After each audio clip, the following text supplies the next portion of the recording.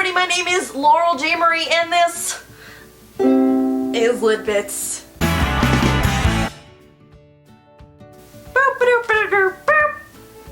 Today on Lit Bitz, I'm going to be talking to you guys about the second oldest piece of Western literature ever, and that is the Odyssey. The first oldest piece being its counterpart, the Iliad, which is about the Trojan War, but I'm not talking about the Iliad today. I'm talking about Odysseus, the Odyssey, his trip home.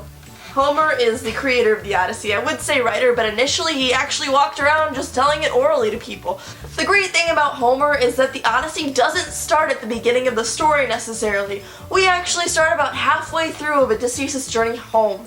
So what happens in the first two books is we meet Penelope, Odysseus' wife, Telemachus, which is Odysseus' son, and Athena, who is like the biggest cheerleader for Odysseus to get home and have awesome things. And then obviously Odysseus, but we don't actually meet him in the first two books because we're too busy being in Greece talking to Penelope and Telemachus and Athena as they deal with the awful suitors that have literally been camping out in Odysseus' home for a very long time now because they're like, Penelope, your husband has not been home yet. He's most likely dead. You should marry one of us. And Telemachus is like, get away. But they're like, free food and wine. Why would we leave? So Penelope comes up with this great plan where she says, well, okay, fine.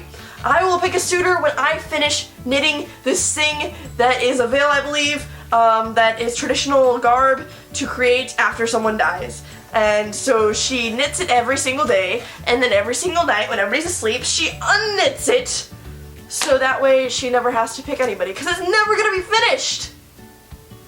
So Athena realizes that Odysseus' family is dealing with a lot of hardships right now, and as she is very, very much rooting for his return home, she is also trying to make sure that his return home isn't just like safe, but also he comes back to an actual family. So she goes and talks to his son and is like, we need to get rid of these suitors, this is getting ridiculous, I feel like he's gonna be here soon. Well, she was right, because like I said, this begins in the middle of the story. Right now, Odysseus is trapped and has been trapped on Calypso's island.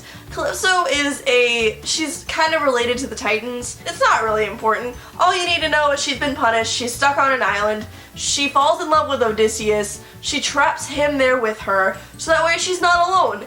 And Odysseus is like, well, she's kind of hot, and while his wife is trying to fight off all these suitors, he's rendezvousing with like this hot freaking goddess lady. But anyway, Telemachus and Athena decide to hold a place thingy where all the suitors come together, and he's like, get out.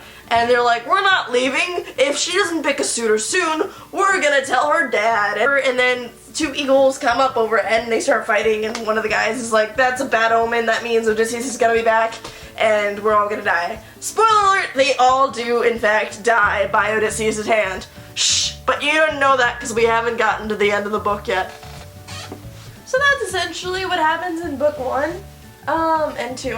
And now we're gonna move on to 3 and 4, where Telemachus and Athena start traveling around, because Telemachus was actually a little baby boy when Odysseus left to go to war, and now he's a young man who can travel on his own and be friends with a goddess. And he kind of suspects that Athena's Athena. She's in disguise, by the way, but he's not really sure. Anyway, so they go traveling around, and he's asking random people about his daddy, because he doesn't really know him. Because that is seriously how long it takes to travel to Troy, how long the Trojan War was, and the fact how long it takes to get back from Troy.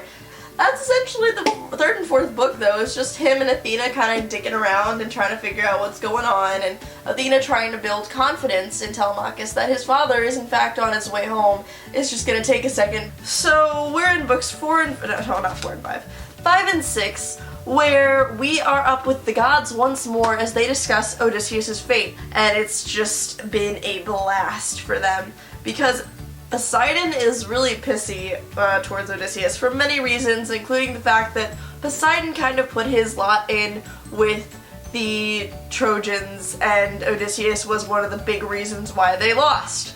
But right now Poseidon's actually off accepting sacrifices, and they are trying to figure out what to do with Odysseus before he gets back. So they decide, after a lot of pleading from Athena, that they need to save Odysseus from Calypso. So they send her a letter via Hermes saying, hey, you know, you kind of gotta to give him back. He needs to do things. We have plans for him, and you're not helping those plans. And so she sends a letter back to them saying, well, that's bullshit, because all of the, like, male gods get to have their human lovers. Why don't I get to have my human lover? That's stupid. And then Zeus comes in and he's like, Calypso, no. And she's like, okay. And she gives up Odysseus, but not before giving him lots of love and gifts and a boat and, you know, just giving him all of the things. So he goes off and actually gets caught up in a storm produced by Poseidon, because Poseidon is on his way home and realizes that Odysseus has escaped Calypso. Well, I mean, that's how he sees it. And now he has full reign once again to destroy this man's life. And Odysseus almost dies, but is helped by two goddesses this time. Athena, obviously, and Ino, who gives him a cloak, not a cloak, but a veil to protect him as he makes his way. Which leads him to his next encounter, which is in book 6, which is a princess. What was her name again?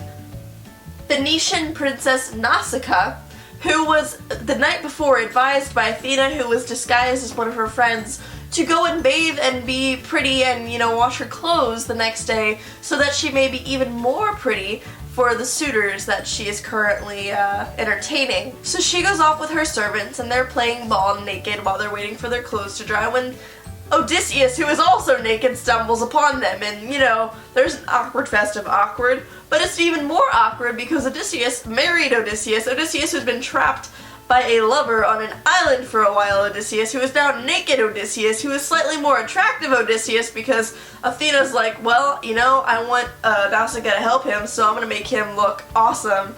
And so she enchants him to be a little more attractive than he actually is. Nausicaa falls in love with him almost on sight, and is like, well, here's advice on how to get in the queen's good graces, and here's how to get to the palace. And then she thinks to herself, you know, I would love to walk into town with this man, but I shouldn't because that would be scandalous. I went out of town to wash my clothes, have been naked for the past couple hours, and to walk back into town with a strange man that I've never been seen with before would probably be problematic.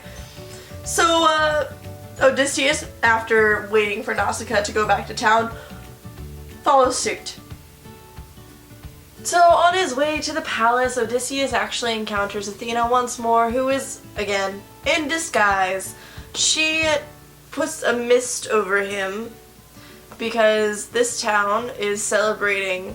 They're celebrating and making sacrifices, and it's a festival in honor of Poseidon. So she's like, let's just mist you up and make you a little, not seeable so that you don't get in trouble and get killed or imprisoned because you've already been imprisoned enough and I'm sick of this and you need to go home. And the mist falls off of him when he falls to the feet, he bows to the feet of the queen, and the king's like, oh my god, it's a god, it's gotta be a god, because the mist just came off of him and he's visible and things, and whoa, who are you? And Odysseus is just like, I'm not gonna tell you who I am, but, hi, I need help, and blah blah blah blah blah. So they're like, are you sure you're not a god? And he's like, no, I'm pretty sure I'm not a god. And they're like, okay, I'll trust you on that one. And then there's celebrations and stuff, and a bard, a blind bard, haha, Homer put himself in his own story, a blind bard sings of the war, of a part of the war, and a part of the war that Odysseus was actually a part of. And Odysseus starts crying because it brought up really bad memories for him. And the king's like, but he's suspicious. But the king's suspicious of who Odysseus might be. So what he does, haha, tricky king, the king decides to set up games that test cunning and strength, primarily strength. And he asks Odysseus to join, and Odysseus is like, I am good, thank you very much. But one of the guys that was already signed up to play the games is like, come at me, bro, do you even lift? And then Odysseus is like, my pride, I must heal it by defeating you and kicking your ass straight out that door. So Odysseus is kicking butt in these games, and one of the guys, oh god, what was his name? I'm not gonna try to say that. It just gets really passionate between him and this other guy, and the king's like, whoa guys, wow, So he asks, after calming everything down, he asks Odysseus to join them in a feast. And Odysseus approaches the bard, actually, later on that night, and asks the bard to sing a song of the Trojan horse. And then starts crying in response to hearing this song. And the king's like, dude, who are you? And, he demands to know Odysseus' name, and where he's going, and where he's from. And, that is books, I think it's 7 and 8. So because of how long this book actually is, instead of 2 parts, it's going to be a 3-part series for the Odyssey. Because I need to finish this because you can't put it back in the bottle. Stupid. Ugh! Not a pleasant experience. So I'm doing a Hollywood and I'm extending the series a little longer. I just made references! Pop culture references! Ready? All I wanna do is see you turn into a giant woman. A giant woman. Yes, that's the only reason that I've learned the ukulele is to play Steven Universe songs. If you want to know more about me learning the ukulele, watch the FUB this coming Wednesday. Thank you so much for watching. I will see you guys on Wednesday. Bye!